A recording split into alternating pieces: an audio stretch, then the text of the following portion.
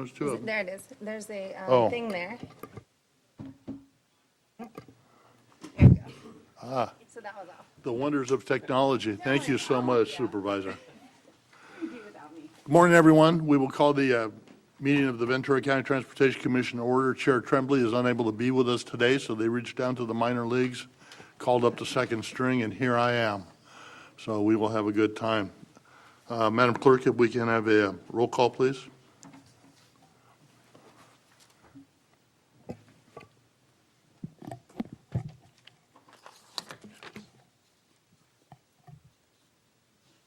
Vice Chair McDonald, Here. Commissioner Bill de la Peña, Commissioner Chavez, Here, thank you. Commissioner Edmonds, I'm here. Commissioner Enegren, Commissioner Huber, Commissioner Johnson, Commissioner Judge, Here. Commissioner Levere, Here. Commissioner Long, Here. Commissioner Rollins, Commissioner Sobel, Here. Commissioner Wyrick, Here. Commissioner White, Commissioner Roberts. Here. No Board of Supervisor will be compensated for attending this meeting. My apologies, Commissioner Enegren. Say here. Oh, sorry. Thank you. Sorry, it's starting out rough. I've already gotten out of order on the agenda, so, but we'll make it work. Thank you so much. And also, just a side note, because we do have one person communicating via remote access, all votes will be a roll call vote on any action that we take. So if you would please rise and join me in saluting the flag of our nation. Begin by saying, I pledge allegiance to the flag of the United States of America and to the republic for which it stands, one nation, under God, indivisible, with liberty and justice for all.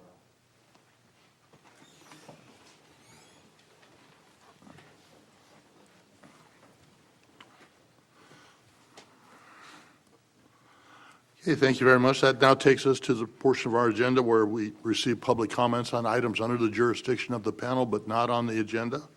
And Madam Clerk, I don't see any speaker cards. Do we have any public comments? We have no public comments. Okay, thank you.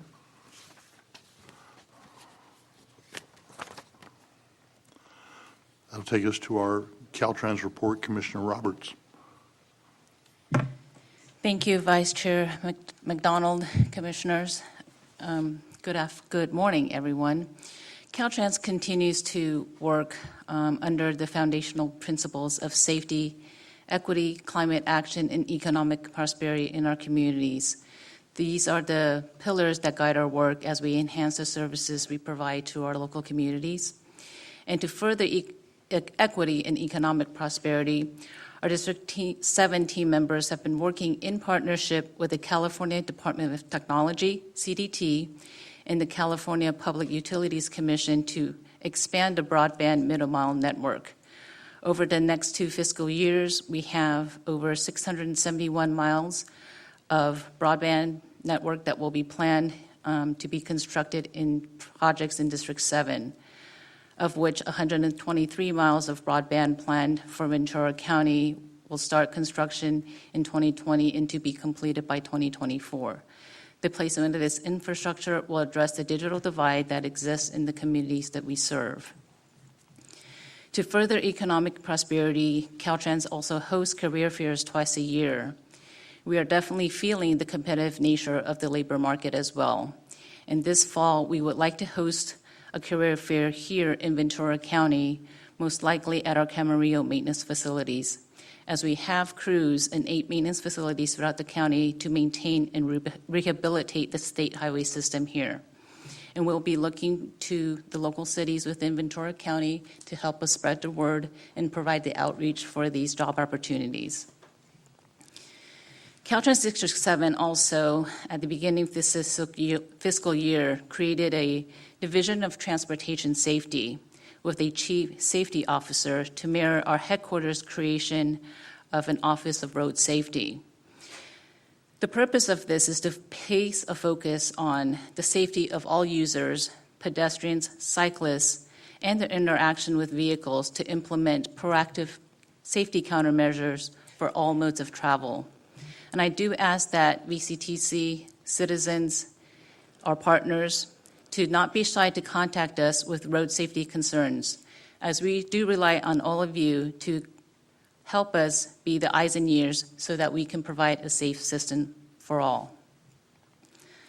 Lastly, as of July 28, 2022, California has had approximately $9.2 billion announced in the Infrastructure Investment and Jobs Federal Funding Act, which includes both formula and discretionary funding. Of this amount, $7.91 billion is categorized as transportation funding. And so we look forward to working with all of you to look at how we can utilize funding opportunities and working with you on grant applications for transportation improvements within this county. This concludes my report. Thank you. Thank you very much. Any questions or comments for our Caltrans Commissioner? No? Seeing none, we will move on to Commissioner's Executive Director report. Do the Commissioners have any individual reports? I would just ask that as we close today, that we adjourn in memory of Supervisor Carmen Ramirez. We've had a huge loss for our county, and she will be very much missed. Luckily, her legacy will live on, but I know that all of us really enjoyed working with her and what she did for our community and our state and federal. And so I would like to ask that we do that. Thank you. Absolutely, and we do have an item on the agenda to do a resolution in her honor, and we'll take more comments at that time. Anything else from the Commissioners? No? Executive Director report. Thank you, Vice Chair McDonald. Commissioners, happy September. Welcome back to our first meeting after the break. Great to see many of you here. I know we're slightly competing for Labor Day weekend here, which begins shortly in the midst of this heat wave we're in too. So you all look very cool, though. I'll say that. Air conditioning probably helps. My Executive Director's report is in front of you. Wanted to just highlight a few of the items here. We are very excited that our Youth Ride Free program began officially yesterday. This, as you recall, is part of our grant application to the state cap and trade funding, the LC top funding. We got confirmation that our program was accepted recently, and in partnership with Gold Coast Transit and all the operators, we're again very excited for this program, which mirrors some other communities' programs, Orange County, for example, and some others, where youth 18 and under can ride any of VCTC's buses for free. And as I've said before, and you've heard, the youth are really, whether college youth or high school youth or middle school youth, we find there is a strong use of public transit among this group, and we hope that will lead to use of public transit in later life. Also, our successful college ride program, now over 6 years old. We've added UCSB and Santa Barbara City College to its usage, and part of our goal, one of the commission-adopted goals of restoring transit ridership will be met by both these programs, but we are finding with schools reopening for in-person instruction that many students are coming back to public transit. High gas prices may be part of that too. Owning and operating a private vehicle is more expensive now than ever. Recently, Commissioner Chair Tremblay and I, as well as Commissioners Chavez and White, attended the Mobility 21 meeting a few weeks ago. It's hard to believe it was just a few weeks ago, but as many of you know, this is the signature event in Southern California for transportation conferences. There were well over 1,000 people, and Your chair did a very good job serving on the chair's committee breakout meetings, and it was nice to see people back in person for this event.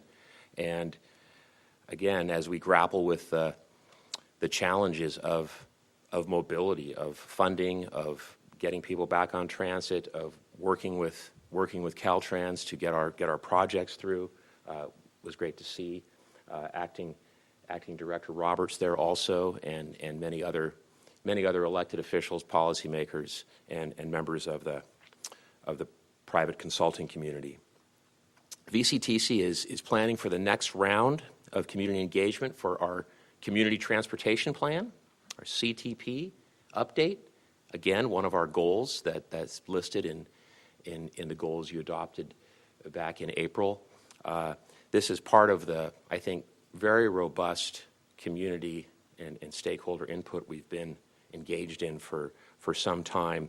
And this third round of stakeholder advisory committee meetings is planned for the week of September 19th, and it'll be focusing on the preliminary needs for the assessment findings and the draft plan. And VCTC will also provide opportunities for the public to give feedback online, in person, at pop-up events, and those are planned for September 24th at the Port Hueneme Banana Festival, which I will also be at a VCTC booth at. So if you're there, look for me. And that's on October 14th. And at the Simi Valley Town Center Farmers Market, and October 15th at Ojai Day. So we're kind of trying to cover every corner of the county there. VCTC was a sponsor at the Ventura County Fair, so that I know many of you, it was great to see the fair back in person. And we also, as I mentioned recently, extended our Freeway Service Patrol FSP program to provide temporary coverage on the US 101 from Johnson Drive to State Route 33 to assist motorists specifically during the fair. And that included 9 weekend assists across the 12-day period. So that still a relatively new program has been very successful and is growing. The past month, VCTC, in our service to all our city members in the county, provided 2 letters of support for cities that were submitting projects for the new Bridge Investment Program, and that was established by the Federal Infrastructure and Investment and Jobs Act, the IIJA, and those letters supported Ventura's $57 million request for the Main Street Bridge replacement and Camarillo's $9 million request for the Las Posas Road Bridge replacement. And then finally, as Commissioner Long just noted, our item 9 on the agenda will be recognizing Commissioner Ramirez. I was able to watch, I know many of you and some of you spoke at the SCAG meeting that was held yesterday, which recognized Carmen. I think that was very well done. As I noted in the Executive Director's report, Chair Tremblay has asked me to convene the Administrative Committee to discuss some ways in which we can further honor Carmen's memory through VCTC activities, and that we will be meeting later this month and coming back to you at the October meeting to discuss that. And that concludes my report, Mr. Vice Chair McDonald. Thank you, Mr. Erickson. Any questions or comments for Mr. Erickson?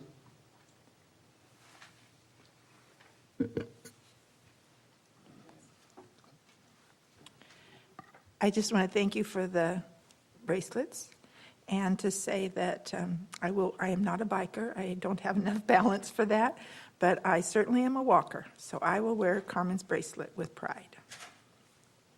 Thank you. Excellent. Any other comments? No, that will take us to item 7 on the agenda, additions or revisions to the current agenda.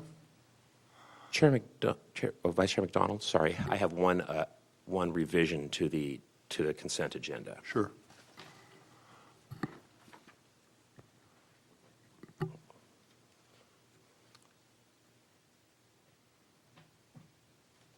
Just have to find the right item here.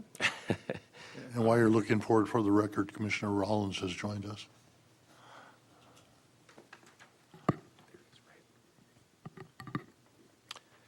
Item 8O, we just need to make a revision to the subject.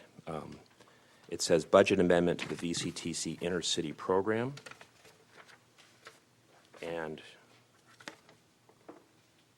we are asking that that be amended to budget amendment to the regional transit planning program. And I'd ask your consideration for unanimous consent for that. Okay.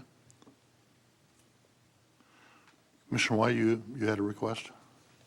Yeah, thank you, sir. No, just to briefly say that, every month we seem to kind of go through these and maybe do a general, we pass, approve these and stuff like that. I just think it's important that we realize how much time and energy the staff does in putting these things together. So I just want to thank the staff for their really comprehensive reports, and especially the 8C bicycle maintenance path that I'm looking forward to. Thank you. Thank you.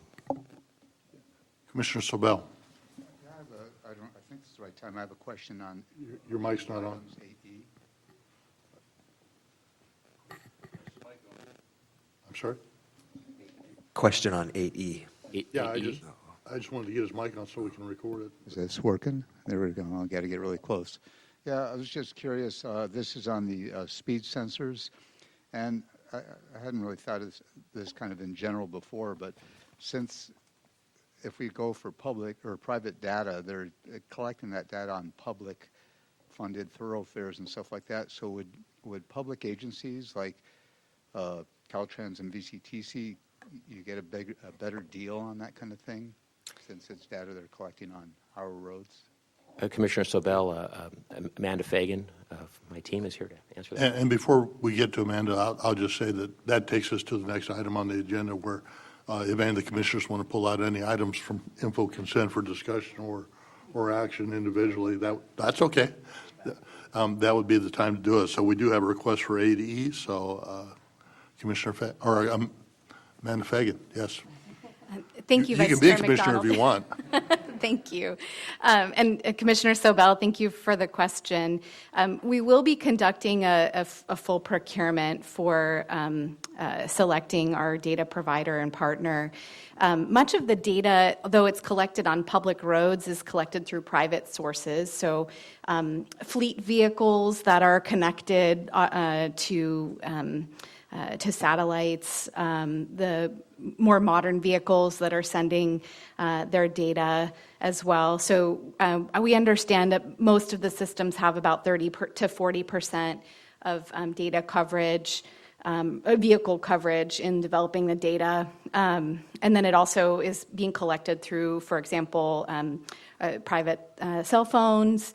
So it is, the data is collected on a private level and then aggregated to produce the kinds of movement data like on origins and destinations and speeds and other transportation factors that are important to transportation planning. And so I would anticipate that we would receive the sort of competition level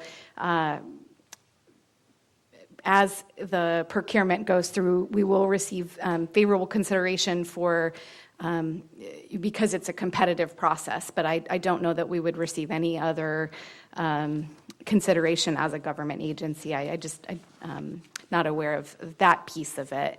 But we will conduct a full and open procurement to select, because there are multiple different data sources and providers and ways that the data is aggregated and presented back to us as planners and to all of our city and county partners. Thank you. Oh, and while I'm here, I suppose I was going to fix this for next month, but I noticed that there is a small typo in the third paragraph on the first page of that report. It reads that data quality of less than 80% is considered usable by traffic engineers, and that should be unusable. So thank you for asking the questions, so I don't have to redo the report for next month. Mr. Sabella, are you good with that? Yes, thank you. Thank you. Would any of the other commissioners like to pull any additional info consent items for discussion? If not, a motion would be in order. Chair, I'll move past consent items And would that include the 2 revisions requested by staff? Yes. I'll second Edmonds. Okay, Madam Clerk, we have a motion and a second with the suggested revisions. Roll call, please.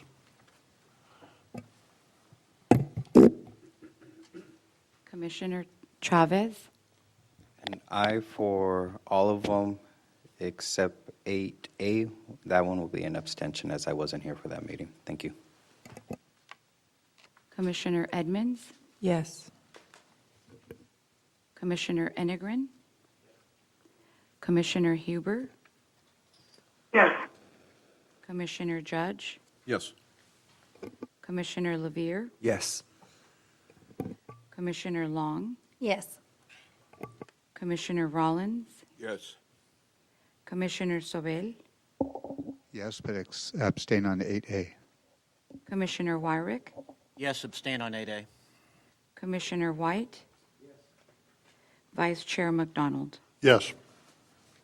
Thank you. Okay, thank you very much. That carries. That takes us to the discussion calendar.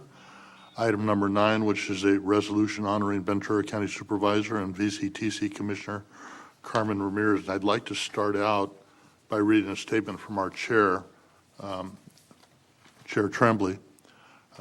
I'm sorry that I'm not at our meeting today, but I want to briefly convey to the commission my personal thoughts on the tragic death of our fellow Commissioner Carmen Ramirez.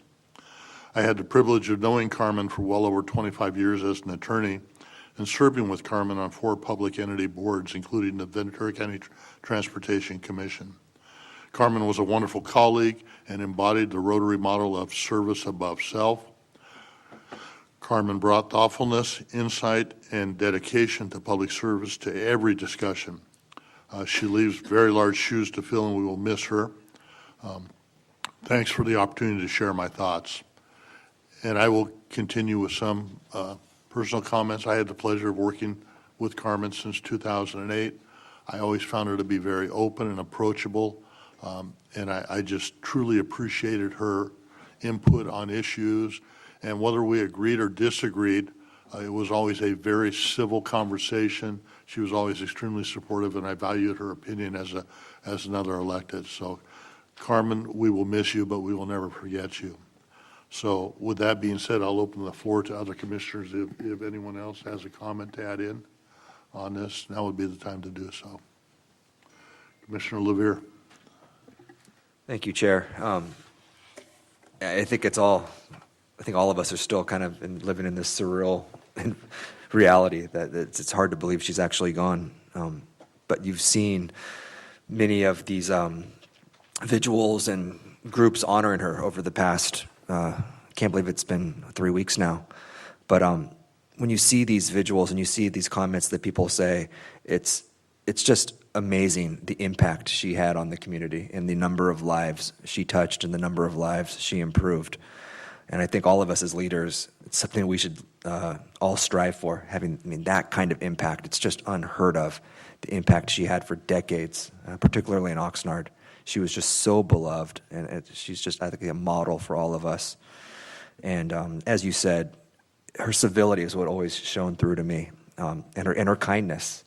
It didn't matter if you were a Republican, a Democrat, if you shared her beliefs or didn't share her beliefs. It was always a civil conversation with her. It was always a kind conversation. It was never personal. It was never nasty. She didn't have a nasty bone in her. I think the only time I ever heard her say a bad word was in relation to the Dodgers.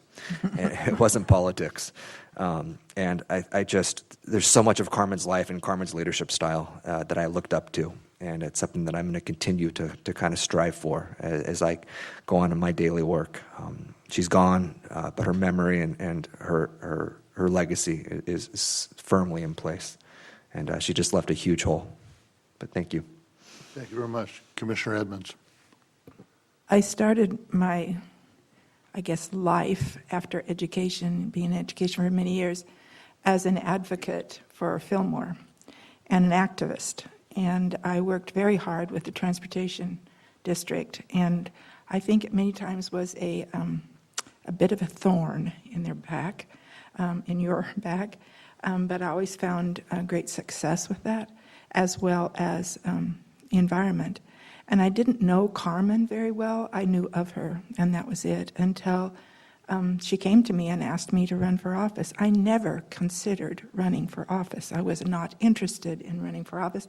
I enjoyed being an activist. And she told me that if I wanted to make a difference, I had to step up. And so I did, and here I am. And I thought it was very poignant today as I drove in on Carmen Drive, and I plan to drive out on Carmen Drive and take her drive with me, and take that with me where I go, because she was the first person to ever donate to my campaign. She stepped right up and handed me the money and said, "It's got to be 99, so give me $1 back." She always stuck with the law and was always kind and understanding. So I will take her drive with me when I go. Thank you very much. Any other commissioners wish to make comment? Commissioner Chavez? Thank you, Mr. Vice Chair.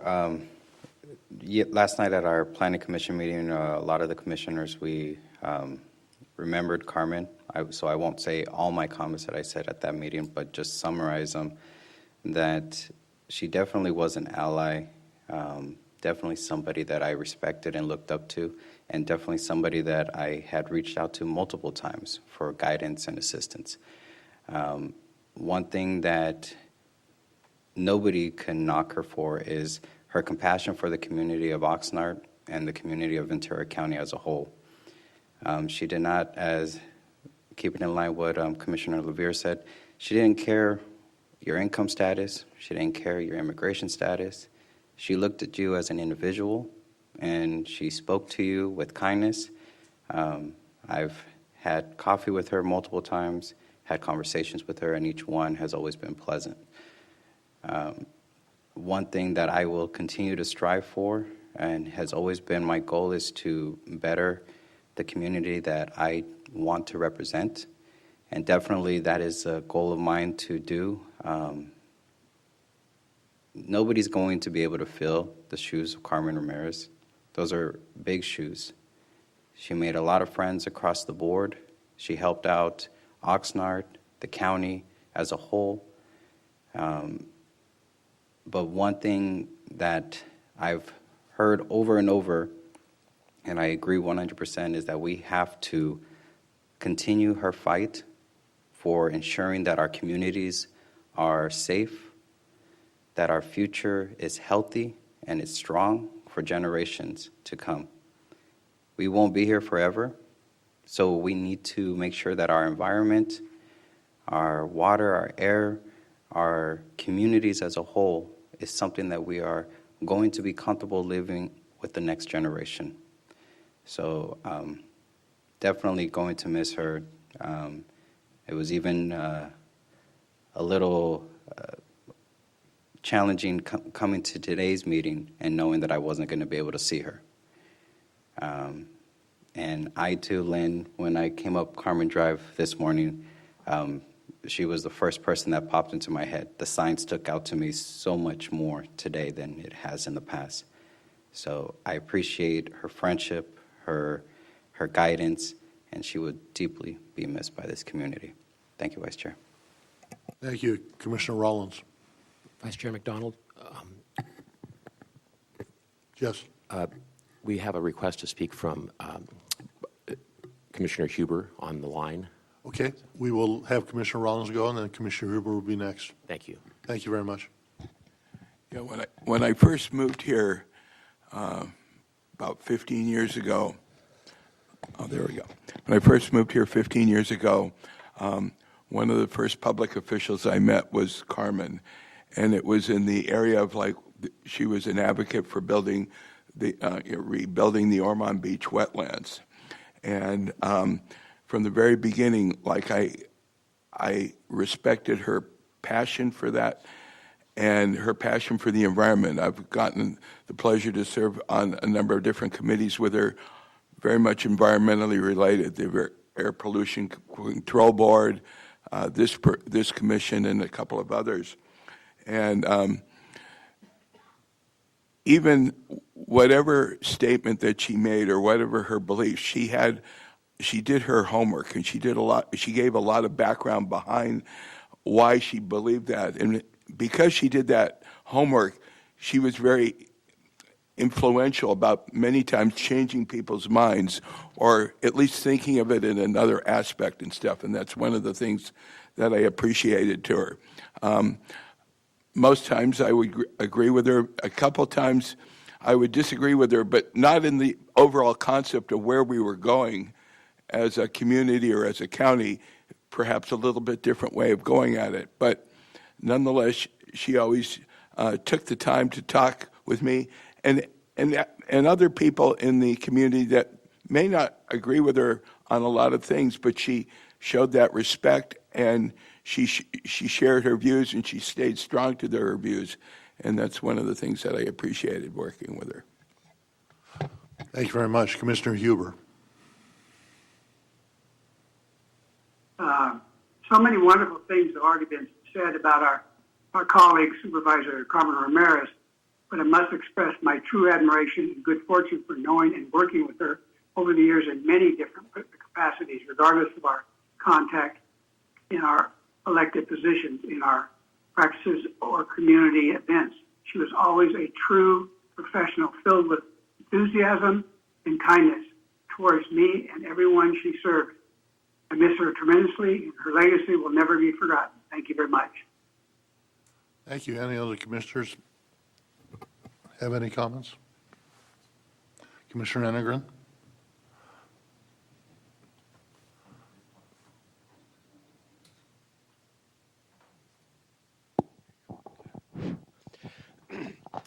Before I got into politics, I always knew of the name Carmen Ramirez. She's done so much for the community. But it wasn't until I got on council and I started serving with her at the Ventura Animal Shelter that I saw the human behind the politician. And she's just such a lovely, easygoing, down-to-earth person for all the things that she's done in the community. And I've been really starting to get to know her recently more and more, and such a sudden shock to all of us, and she'll be greatly missed. Thank you. Commissioner White? Oh, thank you, sir.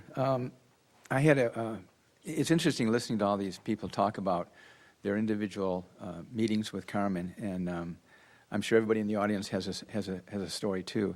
My little story is that I met Carmen about 30 years ago. I sat on a board with the Tri-Counties Regional Center, which works with people with disabilities, and she just really impressed me as someone who not only cared about people with disabilities, but people in general. And it was kind of interesting that about, well, a few days after she passed, or a few days before she passed, she and I met briefly at a groundbreaking ceremony for affordable housing in Oxnard. And she said, well, let's have lunch next week. And I had lunch by myself that week. Thank you. Thank you. Commissioner Bill De La Pena, did you want to say anything, or no? Yes, the City of Thousand Oaks adjourned our council meeting this past Tuesday in memory of Carmen Ramirez. It was difficult to read her obituary. Carmen was a very special person, as we all know. She was a voice for the silent, underserved. She was for environmental justice, social justice. She was not a politician. She was a true public servant and a mentor to many people, including myself.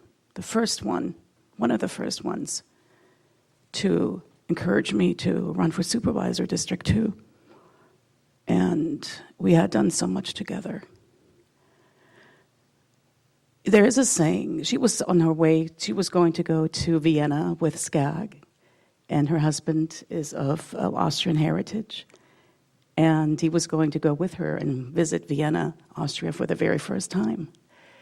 And so at the SCAG meeting yesterday, I quoted an Austrian poet, Marie Ebner-Eschenbach, who said, "Don't consider yourself poor because none of your dreams has come true. Poor is only he who has not dreamt." Carmen dreamt, she achieved her dreams, she realized other people's dreams, helped them on their path to fulfill their dreams. She was a humanitarian at heart. Rest in power, Carmen. Thank you. Any other comments from any of the other commissioners? Commissioner Long. I just wanted to say thank you very much for all of us, for all of you, for taking this time today to celebrate her life. She was a trailblazer in both this law and public service, and just so proud in 2020. I mean, there's so many things that she accomplished. She put her mind to it, she did it. And in 2020, she won as the first Latina woman to serve for her district. How proud that is for so many to have accomplished that. And then she was also chair, the first Latina chair for our board. And, like so many here today said, she really was like a bird and just kept people under her arms and just let's go together. And to build the public service, to build people out there caring about our community. And so I take her memory, and it's where are we going to go with it? And I want us all to be, really strong and activists like her. So let's look out for each other, and let's look at our residents and make sure that we're building the community that we want, that we know that she would want. So I just wanted to say thank you. I know this means a lot to her staff, our staff, the board, and so forth. And I just wanted to really say thank you. And we have to celebrate her life. Thank you. Thank you. Any other comments from any other commissioners? Commissioner Judge. I was going to save my comments for my SCAG report because we did spend 2 hours honoring Carmen's memory yesterday at SCAG. And what can you say? I can't say much more than it's already been said up here. She will be missed. She will be greatly missed. She was a strong advocate for her constituents. And, it's a terrible tragedy. That's it. Thank you. Any additional comments? Seeing none, I would like to move the recommended action on item 9 in honor of Carmen. Second. Madam Clerk, can we have a roll call, please?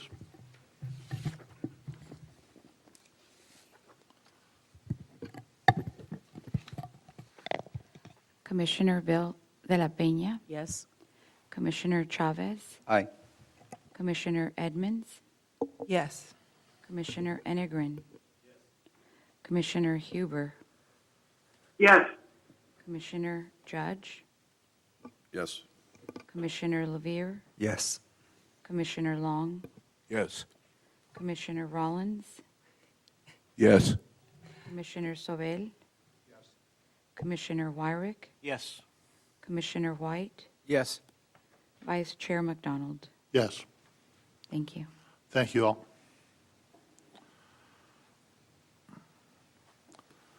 Takes us to item number 10, Coordinated Public Transit Human Services Transportation Plan, and the presenter will be Claire Grasty. Good morning, commissioners. Bear with me as I give this presentation after that. I think luckily for all of us, we've had a long presentation on this before, so I will try and keep it brief. So the coordinated plan, the purpose of this plan really is to identify the transportation gaps and barriers for people with disabilities, low income, seniors, and this plan we also focused on youth and veterans as well. This plan is required in order to receive 5310 funding and was an update of the previous plan that was finished in 2017. Also, we take this opportunity to really educate the community on the transportation options that are available that really help support these groups, but also, not just a public transit, but also the other options, human service transportation, that do exist. And due to the timing of this plan, we tried to coordinate with the TIES study wherever possible, especially on areas that overlapped. So through extensive outreach that we did primarily to social service agencies, transit providers, human service agencies, and their transportation options, to the public, especially those in the target populations. Through all of that, we came up with these gaps and needs assessment.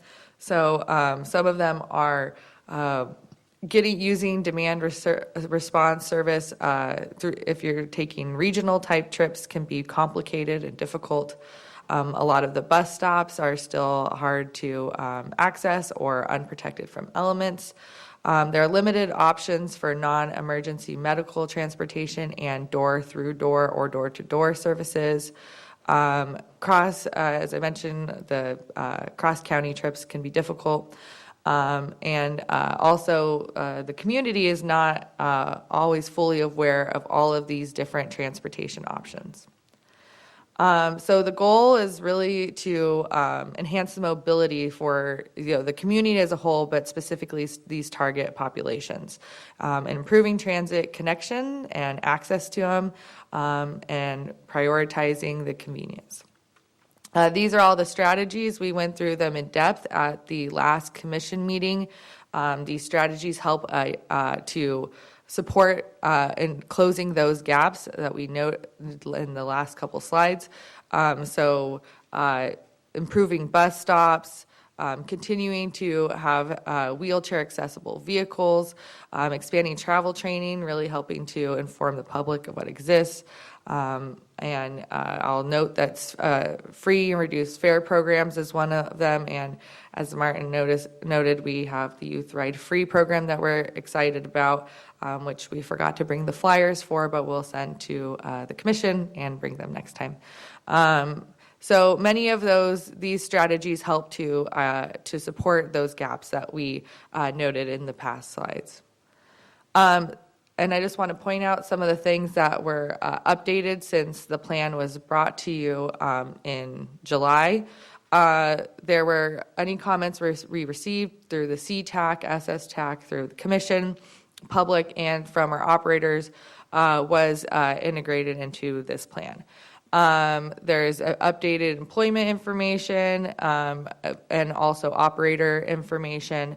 And then the consolidate all paratransit eligible processes and rider databases strategy was there are some significant modifications to it.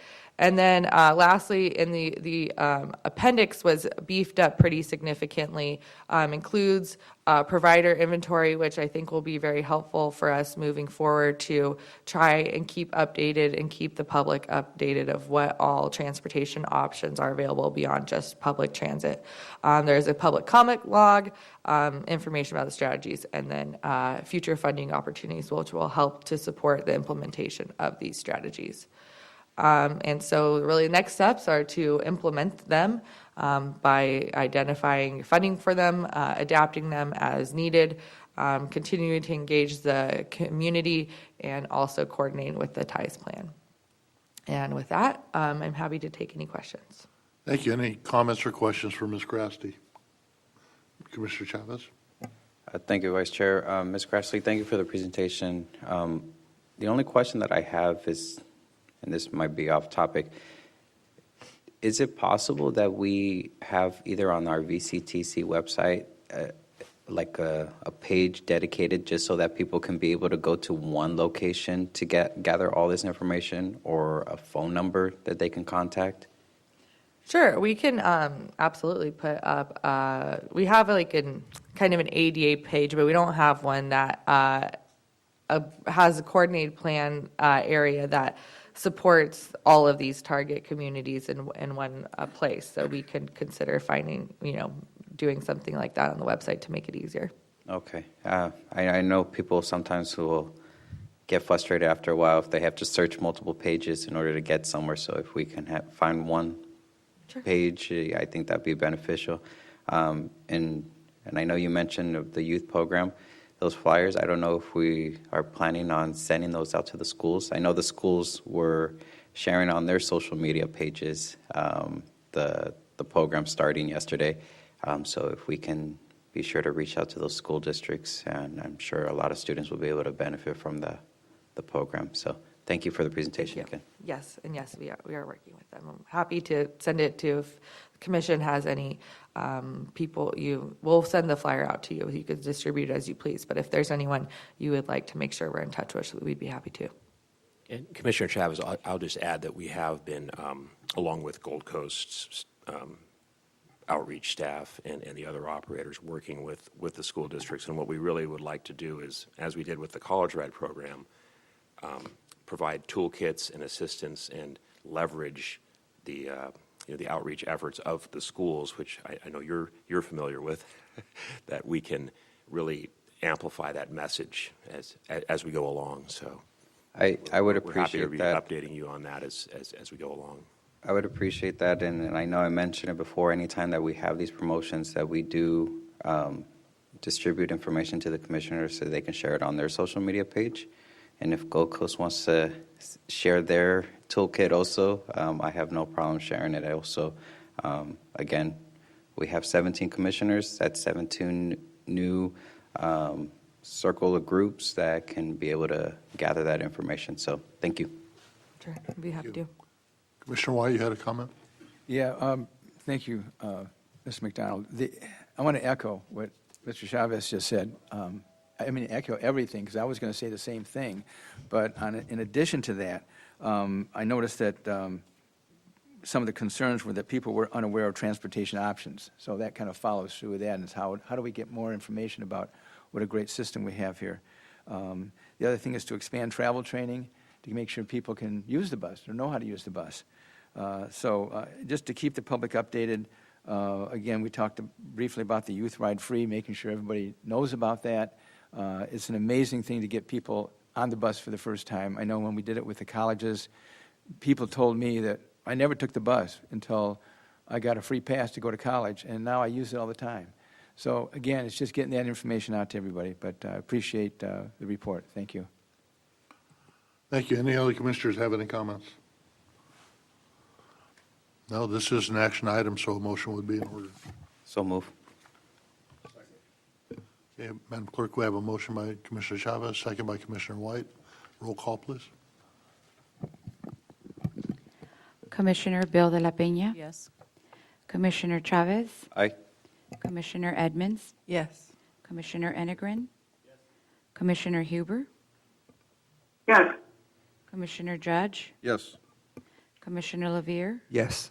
Commissioner Long? Yes. Commissioner Rollins? Yes. Commissioner Sobel? Commissioner Wyrick? Yes. Commissioner White? Yes. Vice Chair McDonald? Yes. Thank you.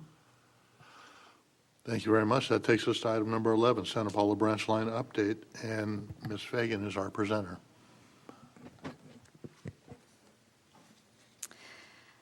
Good morning, Vice Chair McDonald and members of the Commission. For the record, my name is Amanda Fagan, and I serve as the Director of Planning and Sustainability here at VCTC. These past 8 months have been an eventful time for the Santa Paula Branch Line, and while not without some challenges, any growing pains have been in pursuit of a successful future for the Heritage Valley and Ventura County beyond. Next slide, please. Oh, wait, I have it. Sorry. For context, VCTC acquired the 32-mile Santa Paula Branch Line Railroad and right-of-way in 1995 for use as a multimodal corridor that includes trail, freight, and preservation of the corridor for possible future commuter rail service.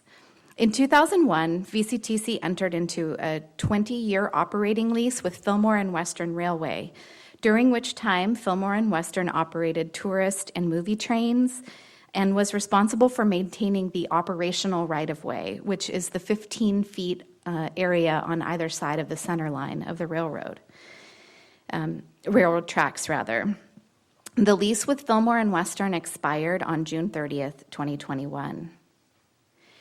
In developing a new railroad lease and operations agreement, VCTC established and followed an underlying principle that the agreement should provide for economic activity in the Heritage Valley by continuing to support rail operations and preserving the corridor for a future trail by dedicating the lease, license, and permit revenues generated by the branch line to the ongoing maintenance requirements, while also avoiding the need to subsidize the operations of the line through public transit funds.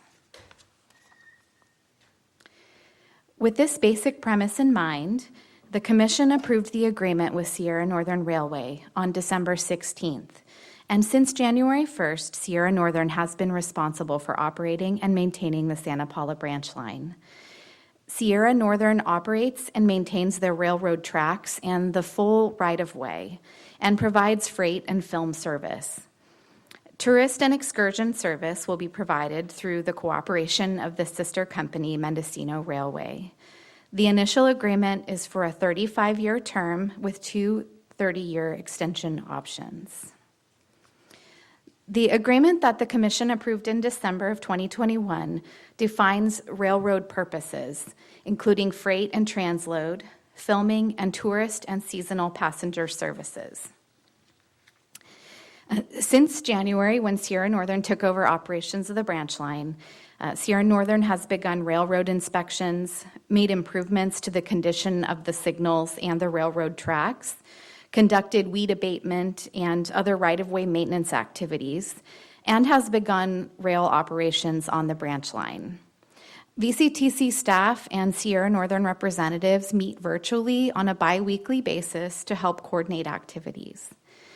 A few of the accomplishments these past 6 to 8 months include the placement of over 650 railroad ties, reaching out to local businesses and the community to share information and build relationships, attracting 2 new railroad-related businesses, and working with local industries to develop freight rail services in the Santa Clara River Valley.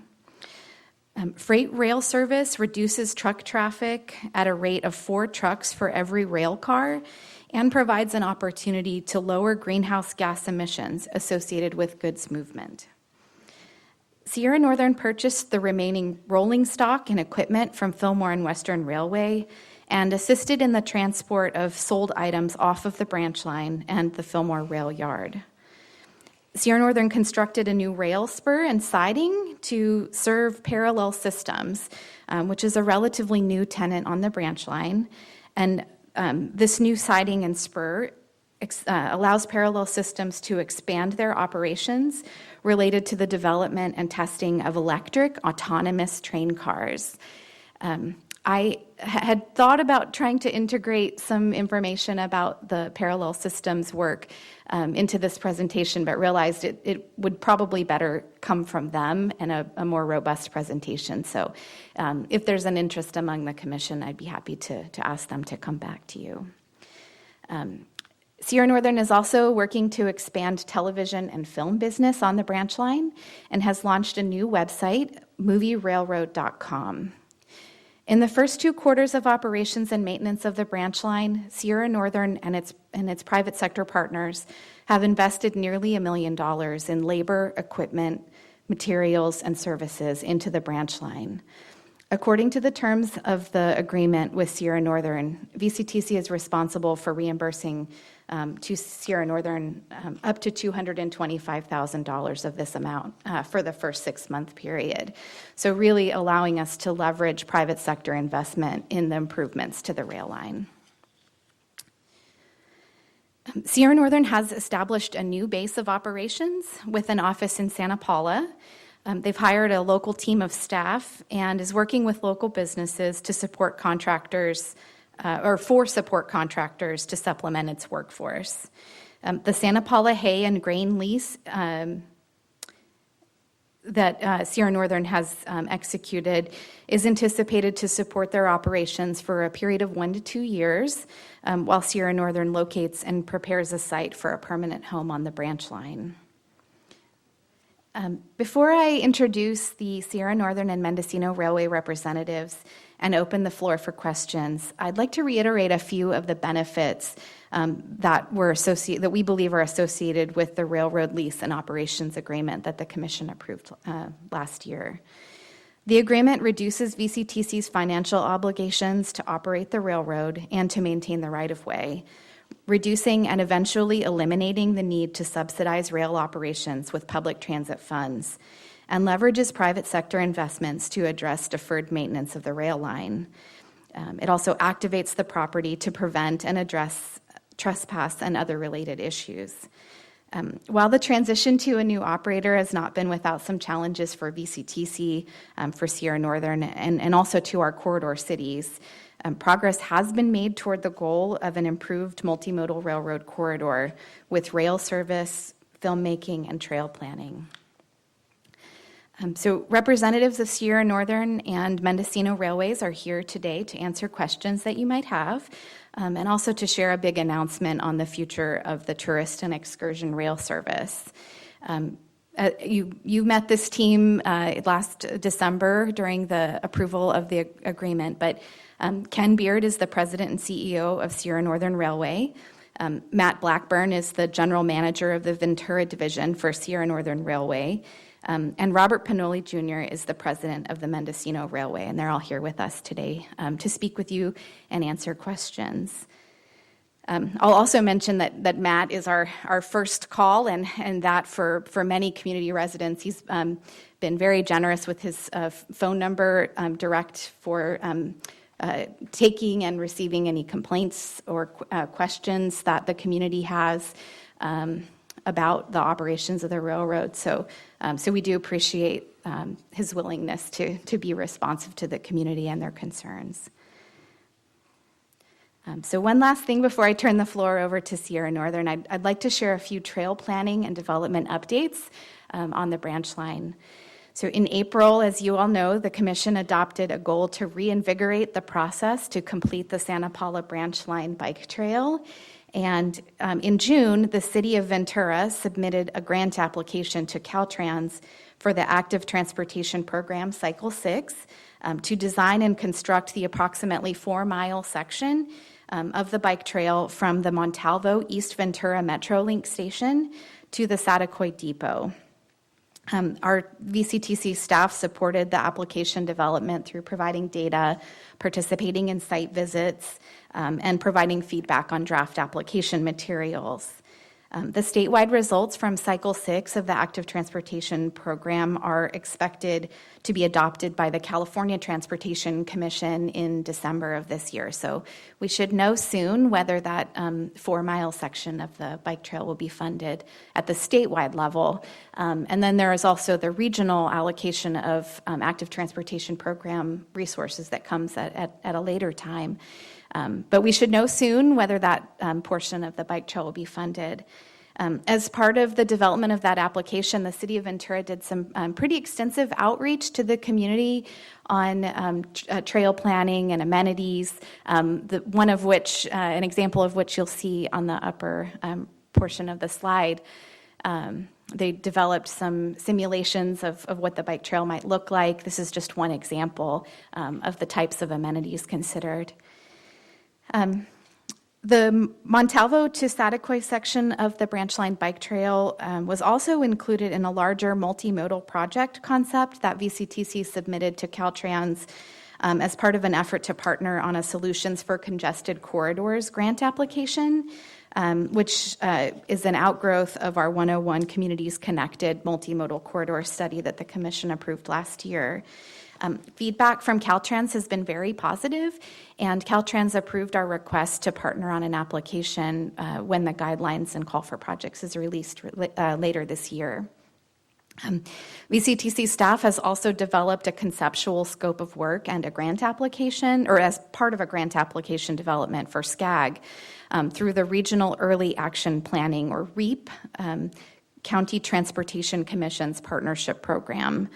The call for applications on that program is anticipated to be released early October, so we'll be coming back to you very soon with asking for your approval to submit that grant application. But the project would look at updating the master plan and environmental impact report, update the existing conditions information, phasing plans, funding strategy, and cost estimates, and looking at ways that the trail alignment can best serve both access to housing in the Santa Clara River Valley and in Ventura, as well as improving access to transit connections. So again, we'll return next month to the commission to request your approval to submit that grant application. So with that, I'd be happy to answer any questions that you might have for me. And also, I believe that Ken and Robert have some remarks for you as well. But if you have any questions for me, I'm here. How about if we bring up our guests and let them talk, and then we can do all the questions at one time? Thank you.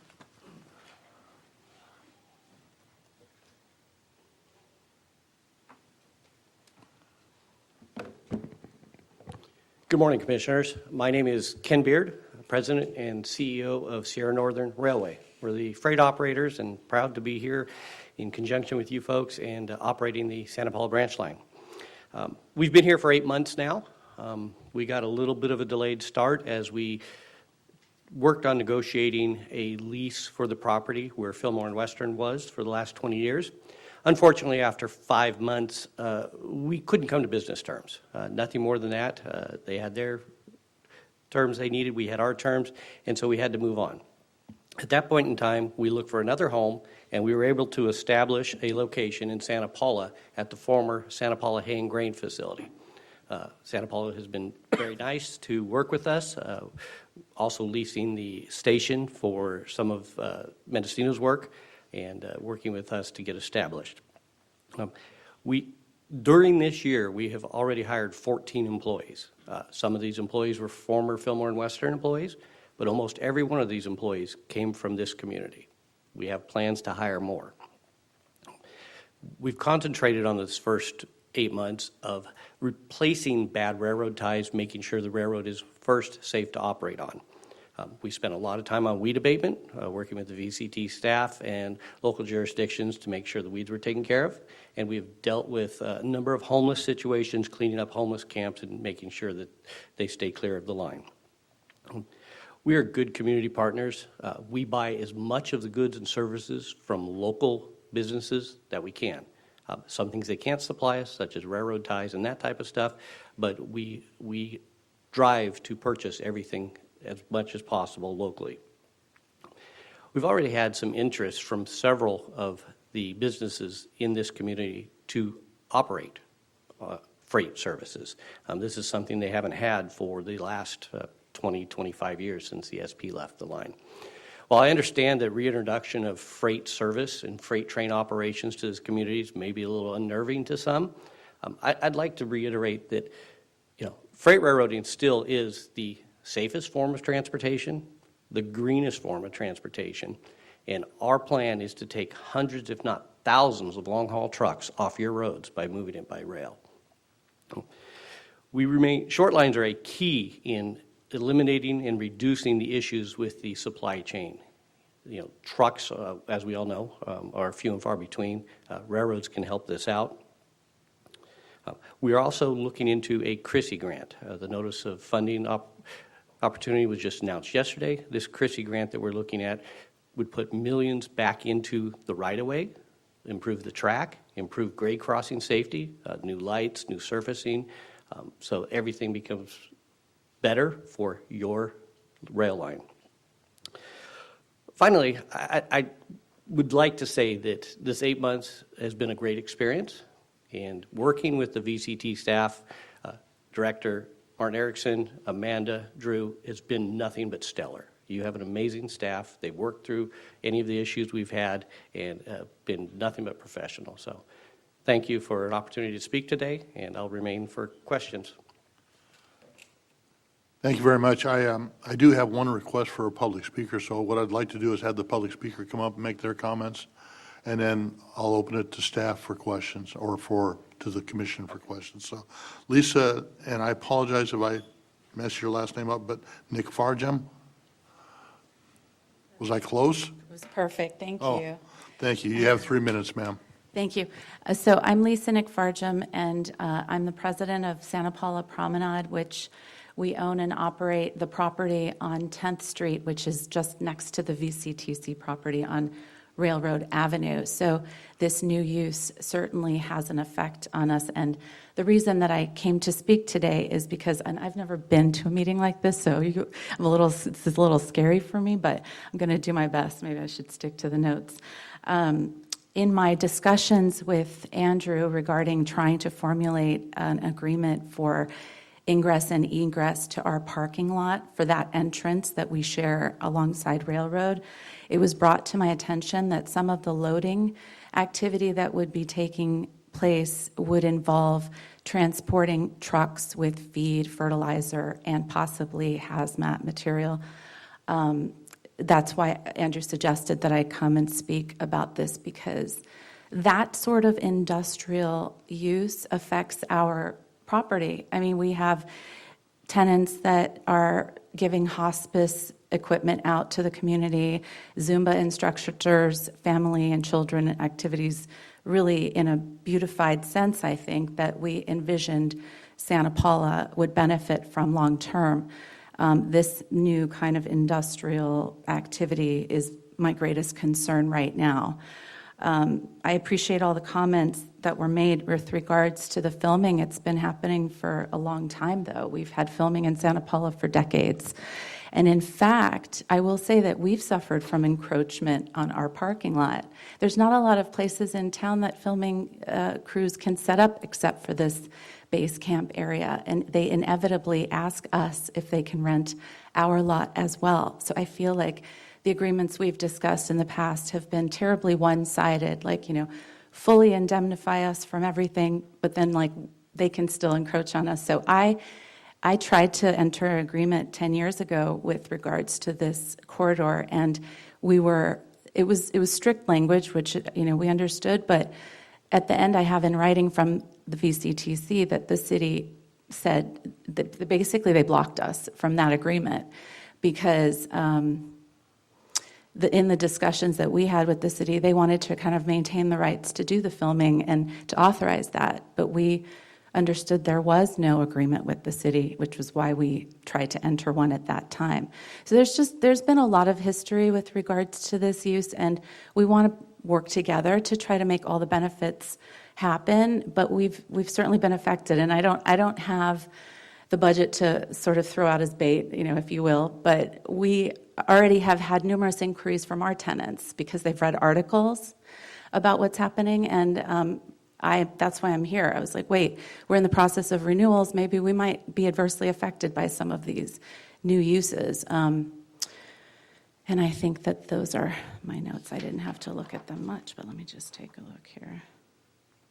Yeah, we will continue our discussions with Andrew and the VCTC to see what can happen with regards to the entrance and exit, but we do have an entrance on Ojai Street that we can use if that's going to be closed off. So it's not, I don't feel we're, completely at the mercy of an agreement. I just think that if you see that visual optics of how it is and the homeless activity that is there, we're tied together. Somebody authored a garage sale on that Railroad Avenue, and people were wandering into our property from that. We had no idea why that was taking place. It was neither VCTC or we authorized it. So thank you for listening. Thank you very much. Could I ask a clarifying question? Please. That parking lot, is Yes. it a public parking lot? Is it a privately owned parking lot? Could you describe that a little bit so that some of the commissioners who might not know the area as much? Yes, okay. So our building has a very large parking lot behind it, and then there's a fence, and outside of that fence, there's a small area with additional parking that's on our land, but in order to access those spaces, you would have to drive onto Railroad Avenue for those specific spaces, if that makes sense. And to clarify again, Railroad Avenue has been treated for decades as a public area. I mean, festivals are held and the public parks there, or they have the cattle event once a year sometimes, and it takes place there. Even semi-trucks will sometimes park there on VCTC property, but these are unrelated to our activities. Okay, thank you. Yes. Thank you very much for your comments, and I see Ms. Fagan was getting ready to stand up and connect with you, so I will ask that our staff follow up with you. We do have all your contact information, so thank you very much. Thank you so much. And Vice Chair McDonald, I will ensure that we do follow up on this parcel of VCTC-owned property. I know there's been a lot of history, I think, as the speaker noted, with different activities that have gone on, and we will certainly do our best, our level best, to ensure that we can and hopefully find an agreement that allows the current uses that have been taking place, but also looking at the areas of where VCTC property is intersecting with other easements in some cases. Thank you, Mr. Erickson. I'm certainly hoping that we can do our best to be a good neighbor and good business partner. So I will open it up to the commission for any comments or questions of the speakers or staff. Go ahead. I'd like to thank the railroad, both companies, for your ongoing work to make these issues become possible for all parties. So it's a hard job, and I really appreciate it. I'm hoping in the future you're thinking about going all the way to Santa Clarita, because that would open up not only the bike path, but it would also open up the freight movement as well as tourism. And people could pop on the train to see Santa Clarita or shop in Santa Clarita, come to the beach. So I'm hoping you're working towards that also. Thank you, Commissioner Sobel. I saw a little bob and weave. I didn't know whether you wanted to talk or not. Oh, yeah, similar to that request, hopefully, I was impressed by the meeting that Ventura had, and looking forward to the variety of monies that might be available, solutions for good congested corridors and other things like that. So I have talked to Mr. Freeman, so hopefully we'll have a Satacoy East effort starting up now so that we can be lined up or queued up for that kind of thing.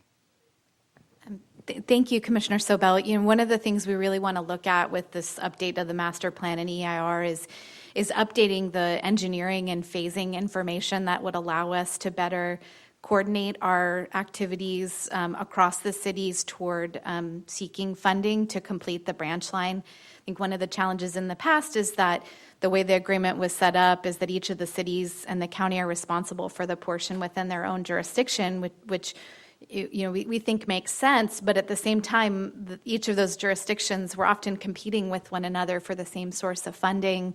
And so we think that we can do a better job of coordinating which segments and phases are the most ready and the best candidates for each of those different funding sources, because they all have different criteria and focus areas. So we really hope to do a better job in the future of being able to be strategic about the funding sources and the phasing of that project.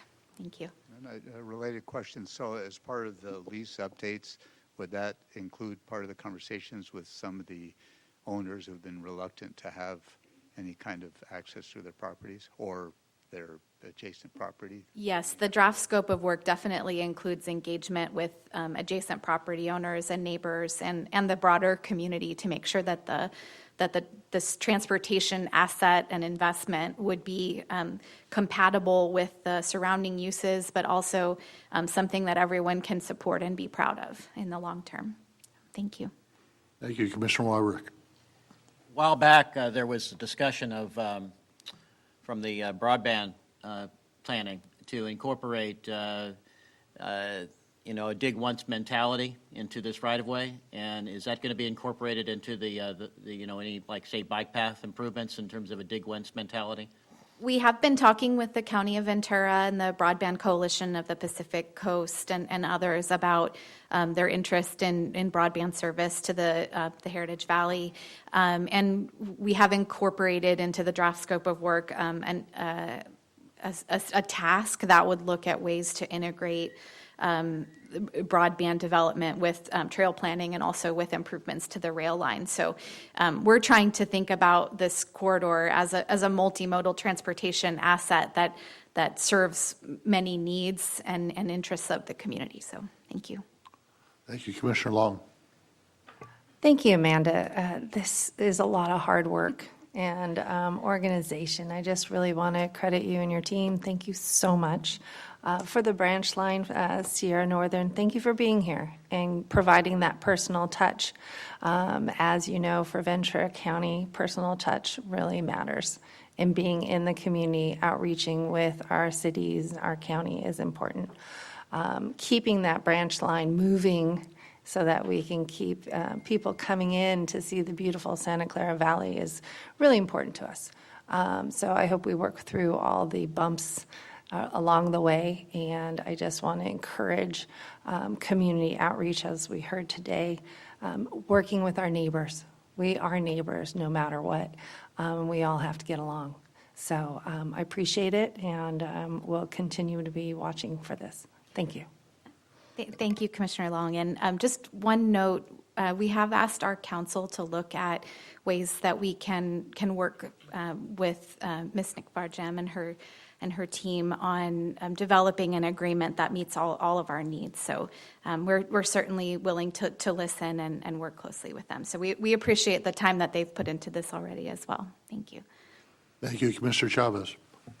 Thank you, Vice Chair. Ms. Fagan, just clarifications. The speaker mentioned that there was hazmat materials that could potentially be on the railroad track. I thought the commission, went against that. So our agreement does have prohibitions on storage of hazardous materials on the branch line, but railroad storage is a defined term. The actual movement of materials on a railroad is governed by federal law, and so of course the Sierra Northern will follow the federal laws that govern that. And I'll let Ken speak to any operational aspects of that. Thank you.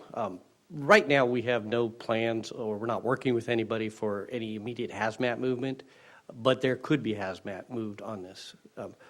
Some of the agricultural suppliers bring fertilizer in currently by truck. Those trucks are going through the community. They're going down the highways, so they're already in the community. This would be fertilizer going to those end destinations where they would be using them. That Santa Paula yard is our temporary home. We needed a home. We needed to continue our operation without missing a beat. So we plan to be at the Santa Paula Hay and Grain facility for the next 1 to 2 years. We're looking for a facility outside of the city, outside of Santa Paula, outside of Fillmore, where we can develop not only a rail operation yard, a transload yard, and all this product, any product, whether it be hazardous or non-hazardous, would be handled outside of the city limits. But right now, I'm not speaking with anybody that would be doing any hazardous unloading in the Santa Paula yard. We are talking to an aggregate company, we are talking to a lumber company, and there's potential for steel, some different products that would go directly from the rail cars to trucks and feed this community.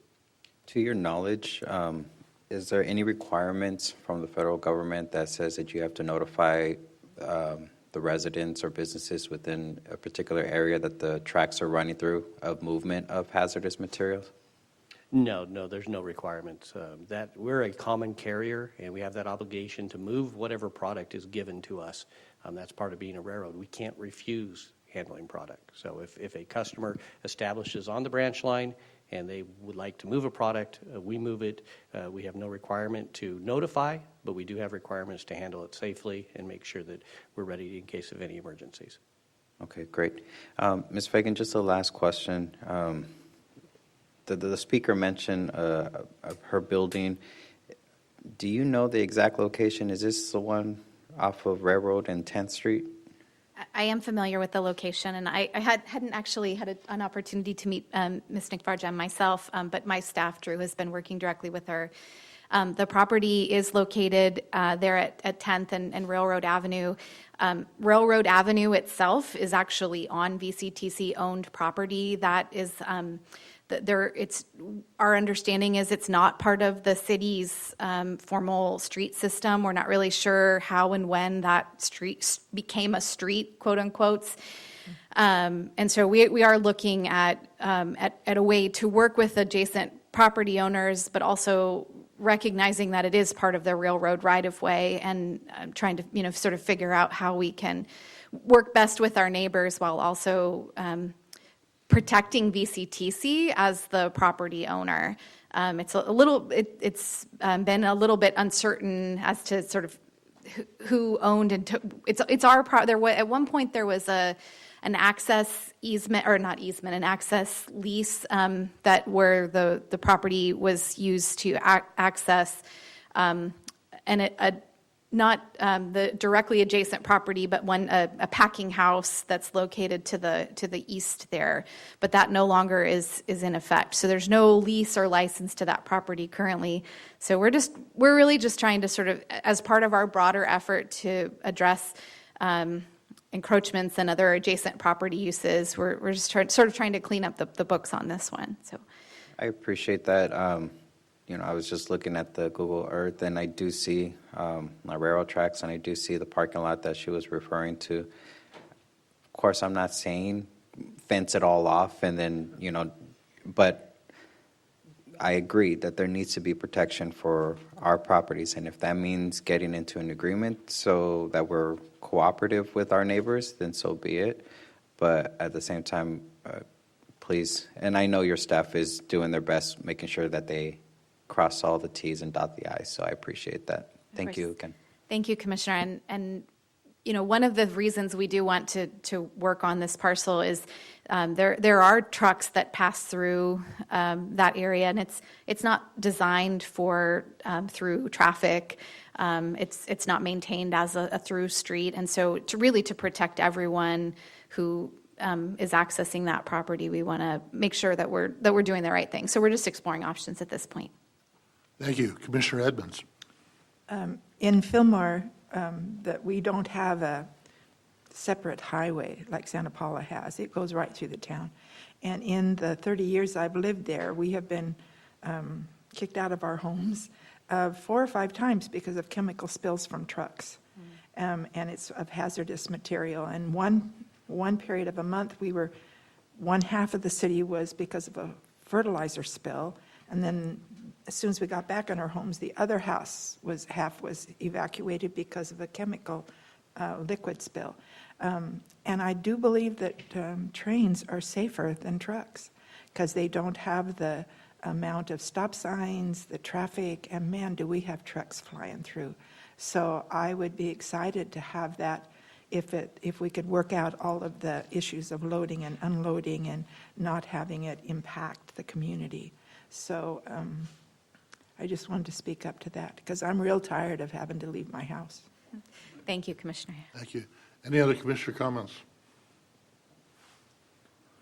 Seeing none, this is a receive and file, so that will be the direction. Vice Chair McDonald, if I might, Robert Pinoli is still here from Mendocino Railway, and we had hoped to give you a kind of exciting announcement to end our discussion today, if we might. So if we could pull up the slides for Mendocino. This is the exciting part. You got to warn me about this stuff, otherwise I get all excited and move on. Sorry, thank you. Greetings, sir. Good morning, and thank you again for the opportunity to be here. I want to start by saying that, this is one of the, it's a privilege to work with the Commission and the Commission staff on this exciting new opportunity. This is also an opportunity or part of our operation where Mendocino Railway partners with its sister company, Sierra Northern Railway. Without Sierra Northern and the work that they're doing here in the community, the exciting stuff that we're doing from a passenger and excursion service side of the business wouldn't be able to happen. So our partnership with Ken and all of the folks that are making this happen right now behind the scenes is exciting. I'm here today to unveil the name of the new operation. When we started expressing an interest in the Santa Paula branch line, we also reached out to the owners of the Fillmore and Western, and we did not acquire the name Fillmore and Western, and we went through a massive rebranding effort. And so as a result of that, what you're going to see today is not only the name, but some of the work that has been done to go into that. You have a packet of information that is this presentation, and it's certainly for you to read at your leisure. But we're at a point where we're getting ready to launch operations. We have an agreement in place with the city of Santa Paula for the use of the shared use of the depot building in downtown, which is extremely exciting, and that will become the point of departure for both the rail bike and train operations. And so if we could go to, Perfect, thank you. And so what this will do is, again, way too hard to read but on the screen, but we'll give you an overview of the process we went through and the branding. I'm coming up to the logo because that's the most important. The name of the operation is going to be the Sunburst, and that is a culmination of feedback that we received through our outreach to folks who live in the community, to folks who live outside the community that feed from a tourism perspective. And we went out, we engaged with people socially, we engaged with people on the streets, and really taking the heritage and the beauty that is in the Santa Clara River Valley and combining that into a logo and an image that really resonates well, that speaks to people. And so this is the first time that the logo has been seen by anybody. The website is up with the landing page, sunbursttrain.com. Folks can go to that website and submit an email address. They will be opted into a mailing list to be able to receive updates. And I'm going to go back a slide and show you the paint scheme for the equipment. Something, again, that resonates well, the colors of the area that picks up on the citrus, that certainly picks up on the abundance of sunshine that this area has. And we're really excited. Our rail bike operations should kick off first, and we anticipate those kicking off this fall, late fall, as well as our rail operations late fall into the winter, with the hope is to have Christmas trains return back to the branch line this year. I'd be happy to answer any questions that you may have. And again, I'll leave this with you. It's in your packet so that you can read it at your leisure. Thank you. And with that little revelation, I will reopen comments for the commission if any of the commissioners have additional comments regarding this. I would just say, great logo. That looked sweet. Thank you. Thank you. Yeah, I really appreciate the outreach, it's and beautiful. hopefully it'll bring more businesses to our cities. We definitely need it. Yeah, absolutely. And, one of the things I will say with respect to that, I live in Mendocino County, and that's where I grew up. I'm 4 generations to that county, and I've been railroading now for 30 seasons. I started when I was in high school, and for me, community is extremely important. Everything that we do, we want to involve our communities, and that's central to not only what we do, but to what Ken and his folks at Sierra Northern do as well. So we're here for the long haul. This isn't come in and leave, and we certainly look forward to bringing more people to explore this area. Well, thank you, and it is exciting news. It really is. Thank you. And I love that Amanda gets so exciting about transportation. She's like, yes. You can't believe how Thank many you. of our biweekly meetings Amanda and others tried to extract what it was going to be. Thank you. Commissioner Sabel, you had a comment? Yeah, so again, very exciting for the announcement, and then also that you sound pretty definite about this fall then for excursion. Yes, we are making, again, significant upgrades are being made to the railroad now, as Ken spoke to earlier. One of the things that we are doing is upgrading the rail grade crossings and the electronics in those rail grade crossings, particularly for the rail bike operations, because those are controlled through a technology that trains moving over or through the crossings don't use. And so those upgrades are being made to all of the crossings that we will pass through for safety of crew and the guest experiencing. So this late fall, yes. And then you mentioned the Christmas train. Do you have any other kind of specialty kind of things on the near horizon? Absolutely. When we roll into next year, 2023, we'll unveil a full schedule whereby we will have trains around Easter, pumpkin, other big holidays that generally bring large groups and volumes of people out, as well as a regular portfolio of weekend experiences. Some of the experiences that we do at our other operations are surround, beverages, beer, wine, and we plan on offering those as well, whereby we're working with local breweries, local cider houses, local wineries, and other food and or beverage purveyors in the area. And then I got asked last week, is there any chance of a zombie train coming back? There very well may be. Thank you. Thank you very much. Commissioner Edmonds. I do have two things.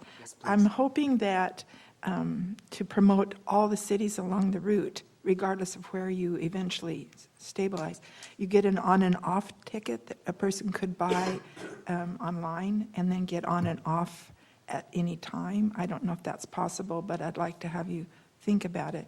In Europe, you can get those easily, and you can just get on and stay a while and then get on the next. I don't know if you'll have frequent enough movement of the rails.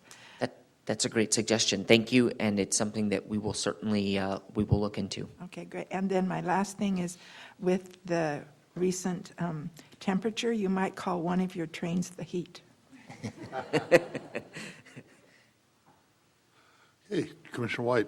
Yeah, just briefly, as a resident of the 60s generation, we used to say right on, and things like this. But I think we need to start saying ride on now. So thank you. Thank you. Thank you. Any other comments by commissioners? Okay, this is receive and file, so that will be the direction. Thank you all very much.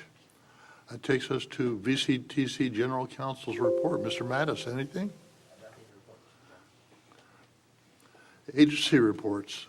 Southern California Association of Governments, Commissioner Judge. Thank you, sir. Yesterday was our SCAG meeting. The Transportation Committee basically pushed some items to the Regional Council for approval. It is the Federal Transportation Improvement Program. That's the FTIP. You might be familiar with that acronym. And the Connect SoCal 2020 was pushed forward to the Regional Council for approval at the next meeting. Like I said earlier, during the Regional Council meeting, we spent a lot of time honoring Carmen Ramirez. It was a very moving tribute to her. Her husband spoke. All of her staff spoke. It was tough not to be moved by it.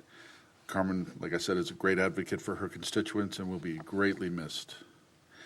Other than that, we had a couple of things move forward from the Regional Council.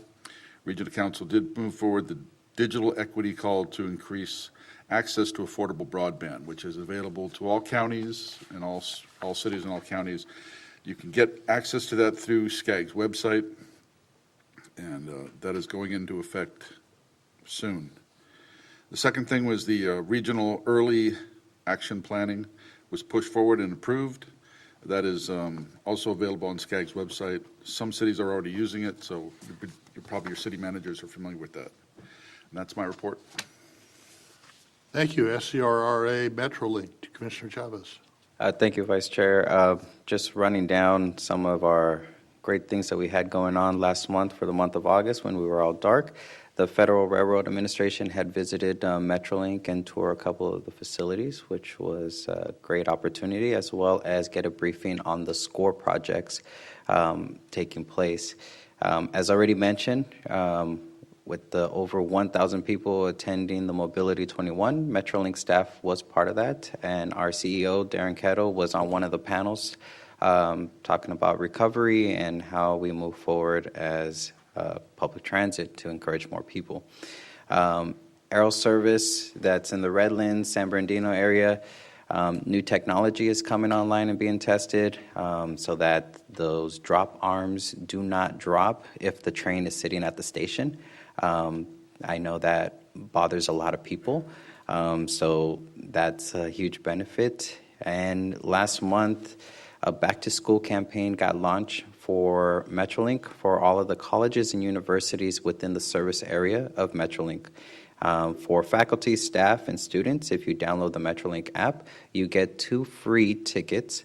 You just have to register with your school email. And lastly, September is Rail Safety Month. So Metrolink, again, with its efforts of pretty much all year round, is encouraging people to be rail safety. So you can find out more information on our website. On September 21st, we're actually having a trespassing and suicide prevention safety summit that will be taking place in Burbank this month. Again, you can learn more by visiting our website at metrolinktrains.com, and that will conclude Metrolink. Thank you. Thank you for LoSan, the Amtrak Pacific Surfliner service. We are finally excited about reinvigorating our service, getting increased ridership, and we've had discussions about buying some older equipment that is classic and refurbishing it to try and entice riders to come onto our system with split-level cars with more windows on the upper levels so that you can actually enjoy the trip, especially down along the coast area. So exciting times are ahead, and we are seeing an increase in ridership. It's finally nice to get back to some semblance of normalcy. And I complimented staff earlier. They've removed part of the partitions from the cones of silence here. So it's a little nicer to be able to see it. If you're not from my generation, that won't mean anything to any of you. But Google gets smart on television, and that will make perfect sense. So anyway, I'm excited to see us return to normal. So in terms of Coastal Rail Coordinating Committee, there is no update report at this point. Sadly, we don't have a report from California Association of Council of Governments, as Supervisor Ramirez was our appointed person for that. And my understanding is staff is looking at bringing back another suggested appointment for our next meeting. And finally, California Vanpool Authority, Commissioner White. Thank you, sir. We had our first in-face meeting. We actually met in Sacramento on August 11th for the first time in my recollection, and had a chance to meet everybody on the board. And it is a very diverse board, coming from Northern California all the way to Southern California. And some of our things that we met on a lobby day, as they called it, was to review the budget, to talk about the CalVan's history, and meeting with several assemblymen up in Sacramento, which was very interesting. I find out that the most important thing up in Sacramento is affordable housing. That's what everybody's talking about up there. So it was kind of interesting how we tied into affordable housing, because some of our long-term goals is to benefit the environment by reducing carbon emissions, support California agriculture and other industries with safe transportation, and to meet annually in Sacramento, to meet with these people up there, because they're the ones to make the decision. One of our big supports for the bills was the catalytic converters, and how many of those are being stolen from our vehicles. But I appreciate the time, and thank you very much, sir. Thank you. And that takes us to our adjournment. The next regularly scheduled VCTC meeting will be 9 a.m. on October 7th, 2022, here in this chambers. And with that, we will adjourn in memory of Ventura County Board of Supervisors Chair and VCTC Commissioner Carmen Ramirez. And Carmen, you will be missed. You'll never be forgotten. So thank you all.